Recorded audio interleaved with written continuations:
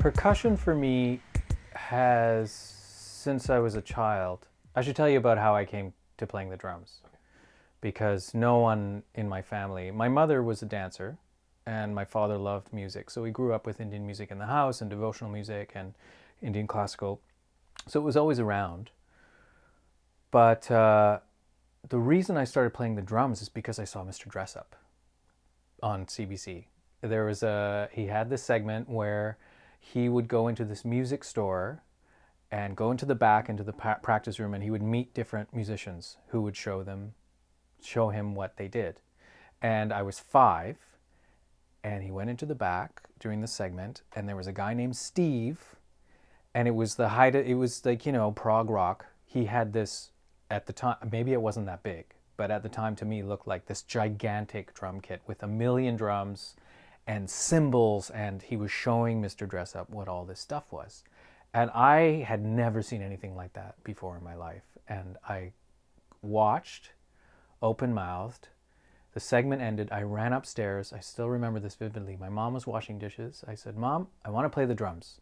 And without missing a beat, she said, "Well, you're not allowed, like kids aren't allowed to play the drums until they're 6. So as I grew and became more adept, only through my own study, because I had very bitter drum teachers. I stopped after a couple of years. So I only learned on my own and, played along to records and things like that. As I became more adept, I just found something to hold my interest. I don't really know what it was. I don't know what it was. Just something about it kept me excited and kept me curious. And I liked being that way more than anything. More than playing the drums, I liked being curious and excited. And so that's what I think kept me playing them till now.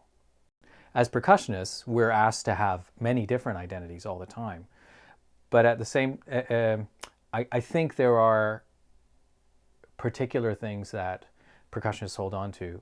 For a long time, I didn't have that. I didn't know what it was. It wasn't drum kit. It wasn't tabla. I learned a bit when I was a kid, until I moved to Toronto and started exploring Middle Eastern music and Arabic music and the darbuka, the dumbek, in the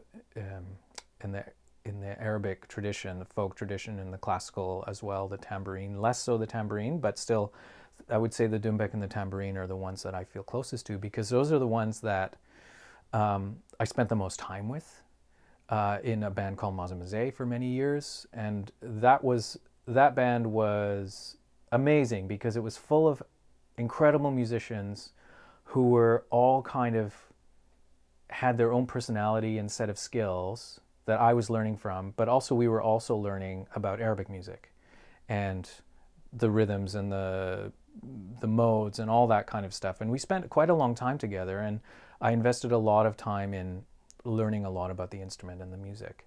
And so that, to me, that's kind of like a foundational thing that I gravitate towards when I'm in a live quote unquote music setting with other people. That's the drum that I always feel like, okay, I'm freaking out. I need to ground myself somehow. I don't understand what's happening in the music. I'll usually pick it up, and it'll bring me to some sort of calm in some way. Just because we have a great relationship, and this drum in particular, which I bought in Cairo many years ago when I went to go study there, I don't know. It sounds weird, but we do have there's a special relationship with it.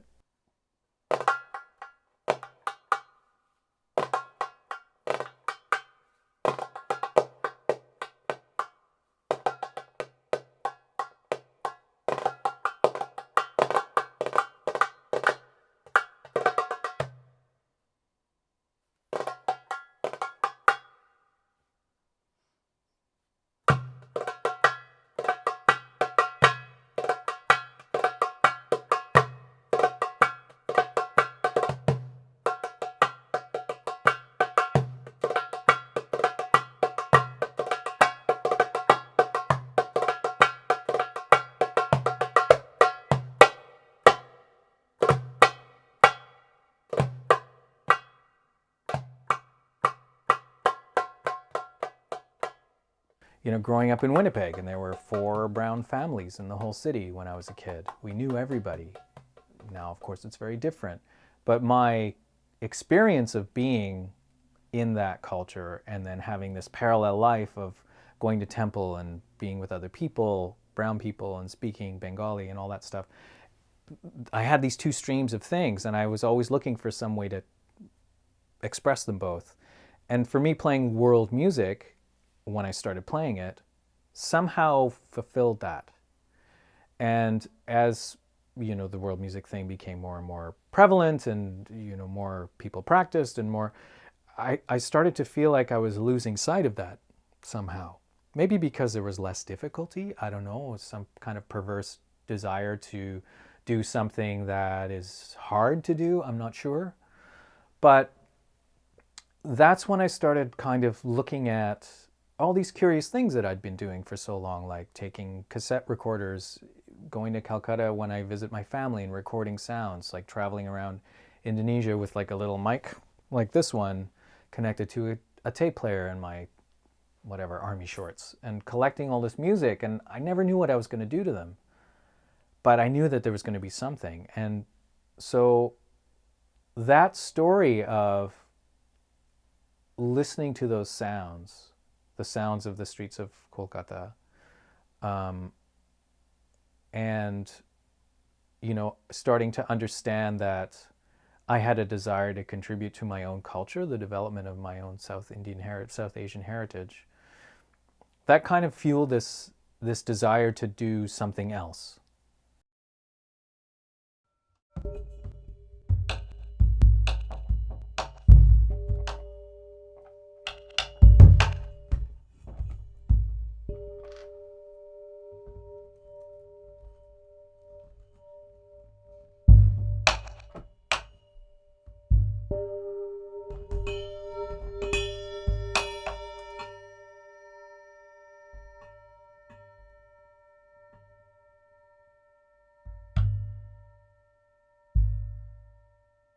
I do a lot of sound design for theater, and I've composed for contemporary dance and radiophonic work, and sound art in galleries and stuff. And I find that the thing that I feel very excited about every time I do a project like that, collaborate with somebody who's not a musician, they always do just what you were saying. They bring me to a place that's very different. It's something like they always say something, or they do something, or they hear something that I didn't. Somebody calls me to play the drums. Instead of having a heart attack and going, I don't know how to play the drums, why don't you call that guy? It's realizing that they're not calling me to play the drums, they're calling me to be me. So I don't feel a difference that when I'm playing music in an ensemble, traditional or jazz or whatever, and when I'm doing a solo piece or creating a radio piece, there is definitely a connection. I feel like the same person.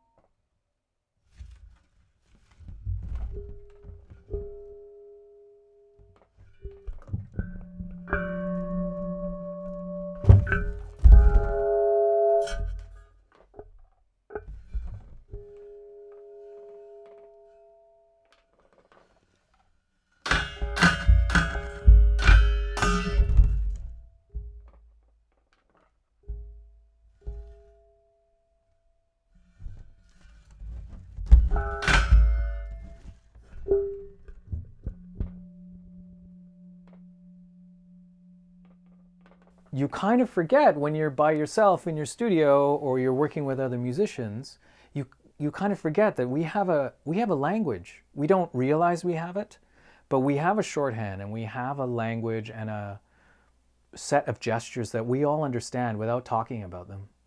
And that's great because it makes our work very strong together, because we have this language, and it grounds it in a really great way.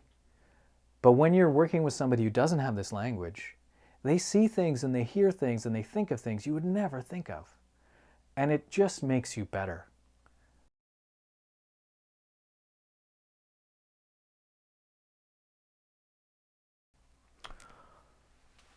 I would hesitate to say that unequivocally. The way we move in the world, the way we express ourselves socially, emotionally, spiritually, across cultures and different cultures, that is a connection to, that gives us a connection to the work that music as a person, say, or a being has done. And then the next level past music is sound. So sound is filtered by music, and music says, okay, this is how we're going to organize things. And then all of us in all our different cultures connect to all the work that music has done. And we go, oh, that's what music is doing. Here's how I understand it. So saying it's a universal language, I think, is not maybe missing the work that music has done on its own before we got in the picture. You know, I think it's like an intermediate step between sound and ourselves. Or I might be wrong.